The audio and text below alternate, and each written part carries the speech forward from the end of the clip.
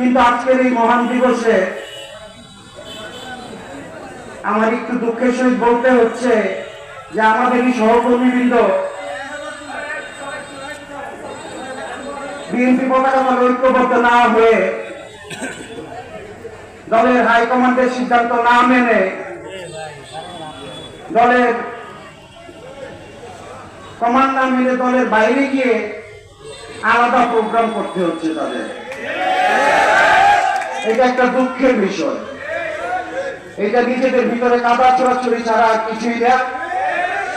আমি মনে করি বাংলাদেশ জাতীয়তাবাদী দলের আদর্শ অনুযায়ী যদি আমরা সত্যিকার অর্থে বাংলাদেশ জাতীয়তাবাদী দলের আদর্শে বিশ্বাসী হই, আপনারা যদি বিশ্বাসী হন, এই পতাকা দলে ঐক্যবদ্ধ আপনাদেরকে হতেই হবে। এছাড়া এই পতাকা দলে যদি ঐক্যবদ্ধ না হয়ে আপনারা কাজ করতে পারেন, আপনারা ডিফিটেড হবেন।